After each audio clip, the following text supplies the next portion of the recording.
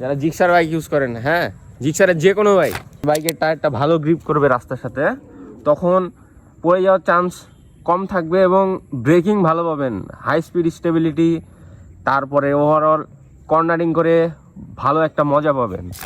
কারণ আমরা কিন্তু আমাদের ডেইলি ইউজে শুধু সিঙ্গেল না, কখনো কখনো ডাবল এবং ভারী অনেক রাইডার আছে যাদের ওয়েট একটু বেশি, এবং অনেক সময় আমাদেরকে ভারী পিলিয়ন নিয়ে রাইড করতে হয় এবং অনেক কিছু ব্যাগপত্র আমাদের সাথে থাকে।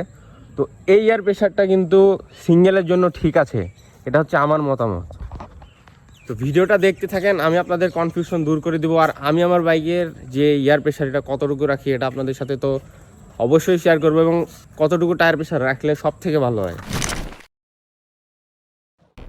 আসসালামু আলাইকুম, কি খবর আপনাদের, কেমন আছেন আপনারা? আশা করছি সকলে আল্লাহর রহমতে ভালো আছেন।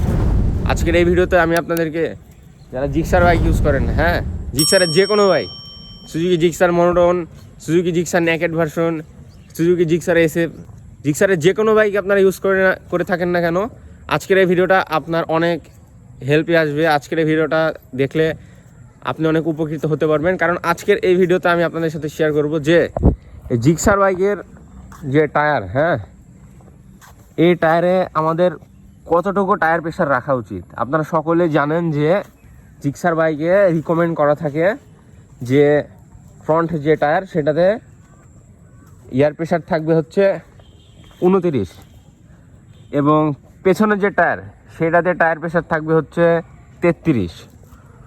তো নর্মালি সামনে যদি 29 দিই এবং পেছনে যদি 33 দিই এয়ার প্রেশার, তাহলে এটা যদি আপনি সিঙ্গেল চালান তাহলে ঠিক আছে, আপনার বাইকের যে টায়ার এটা রোডের সাথে ভালো বেটার ট্র্যাকশন তৈরি করবে এবং আপনার যে পড়ে যাওয়ার চান্স এটা কম থাকবে।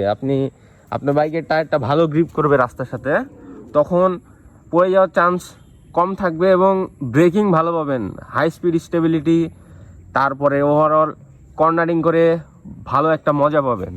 তো যদি আপনারা এই ফ্রন্টে 29 এবং পেছনে 33 এয়ার প্রেশার রাখেন, তাহলে কিন্তু একটা প্রবলেমও আছে।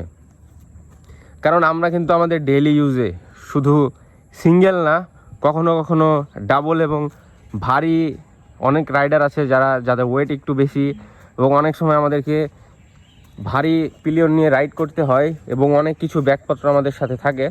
তো এই এয়ার প্রেশারটা কিন্তু সিঙ্গেলের জন্য ঠিক আছে, এটা হচ্ছে আমার মতামত।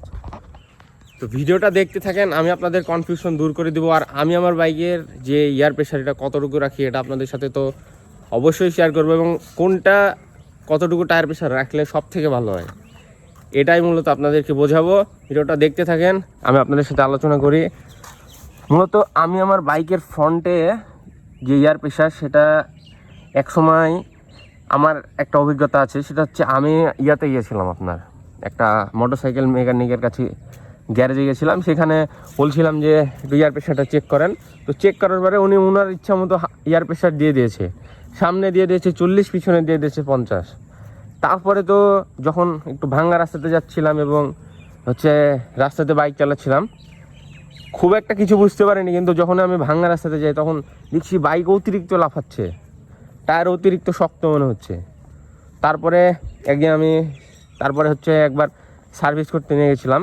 তো তখন আমি সার্ভিস করানোর সময় বলছিলাম যে একটু এয়ার প্রেশারটা চেক করে দেন।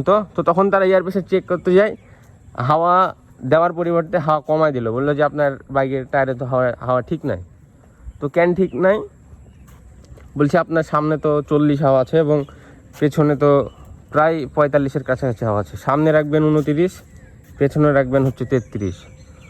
তখন আমি ওই ভাইকে বললাম যে ভাই আমাদের ওয়েট একটু বেশি, মাঝে মাঝে দুইজন নিয়ে রাইড করি এবং এত কম এয়ার প্রেশার রাখলে টায়ারের গ্রিপও দ্রুত ক্ষয় হবে। তো আসলে কোনটা ঠিক? আমি আমার বাইকে মূলত ফ্রন্টে, আমি আমার এক্সপিরিয়েন্স থেকে আপনাদেরকে বলছি, ফ্রন্টে আমি এয়ার প্রেশার রাখি হচ্ছে 35 এবং রিয়ার যে টায়ার সেটাতে রাখি হচ্ছে 40। তো আপনারা চাইলে এরকম এয়ার প্রেশার রাখতে পারেন, আপনাদের এটা ব্যক্তিগত ব্যাপার। কিন্তু আমি আমার যেই এক্সপিরিয়েন্স, আমার যেই অভিজ্ঞতা সেটা আপনাদের সাথে শেয়ার করলাম, যে আমি ফ্রন্টে রাখি হচ্ছে এয়ার প্রেশার 35 এবং যে রিয়ার টায়ার সেটাতে রাখি হচ্ছে 40, সামনে 35 পেছনে 40।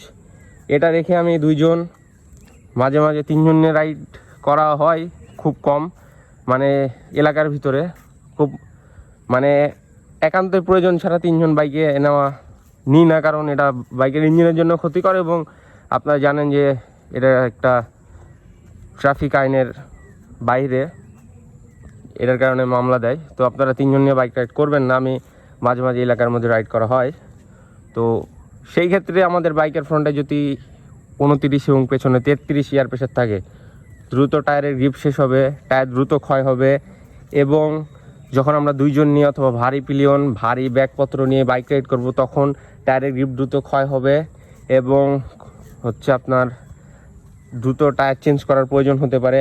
তো এ সকল কারণেই আমি আমার এক্সপিরিয়েন্স থেকে বুঝতে পারলাম যে টায়ার প্রেশার এত কম রাখা ঠিক হবে না। অনেক ভাই ব্রাদারের কাছ থেকে জিজ্ঞাসা করে জানতে পারলাম যে তারা তাদের বাইকে এয়ার প্রেশার কত রাখে। তো আমি সামনে 35 এবং পেছনে 40 দিয়েই এখন পর্যন্ত বাইক চালাচ্ছি এবং যদি আমি আপনাদেরকে বলি তাহলে সামনে 35 এবং পেছনে 40 এয়ার প্রেশার দিয়ে আমি খুব ভালো একটা পারফরমেন্স পাচ্ছি। আপনারা চাইলে ট্রাই করতে পারেন, আপনারা আপনাদের বাইকের ফ্রন্টে 35 এবং পেছনে 40 এই এয়ার প্রেশারটা রাখতে পারেন, তাহলে আপনারা হচ্ছে টায়ার থেকে ভালো গ্রিপিং পাবেন। তবে বাইক যেটা রিকমেন্ড করে সেটার থেকে যদি একটু বেশি দেন তাহলে অবশ্যই আপনাদের ব্রেকিং একটু কম্প্রোমাইজ হবে, মানে টায়ারের গ্রিপ যেটা পাওয়ার কথা ছিল সেটা পাবেন না। যদি আপনি শুধু সিঙ্গেলে বাইক চালান, ডাবল নেওয়ার প্রয়োজন খুব কমই হয়, তাহলে বাইক যেটা রিকমেন্ড করে, সুজুকি যেটা রিকমেন্ড করে সেটাই আপনারা ইউজ করতে পারেন, তাতে কোনো প্রবলেম নাই। আজকের এই ভিডিওটা মূলত বানালাম কারণ আমি নিজেও একবার ইউটিউবে সার্চ করেছিলাম যে কত এয়ার প্রেশার রাখা ঠিক হয়, তো এই বিষয়ে তেমন কোনো ডিটেইলড ভিডিও ছিল না, তাই ভাবলাম যে একটা ভিডিও বানাই যাতে আপনাদের উপকার হয়।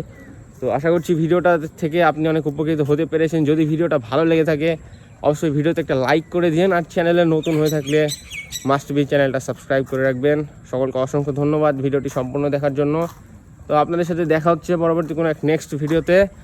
আর ইদানিং দেখছি যে ওয়েদার অনেক খারাপ, যার কারণে বাসা থেকে বের হওয়া হচ্ছে না। আপনাদেরকে যদি একটু ওয়েদারটা দেখায়, ইউ ক্যান সি দিস, আকাশে ভাই কখনো মেঘ কখনো বৃষ্টি, হঠাৎ হঠাৎ ভাই কিছু ঠিক নাই। এখন আল্লাহর রহমতে আকাশ ঠিক আছে, তেমন মেঘ নাই। তো আল্লাহ হাফেজ সকলকে, দেখা হচ্ছে পরবর্তী কোনো এক নেক্সট ভিডিওতে।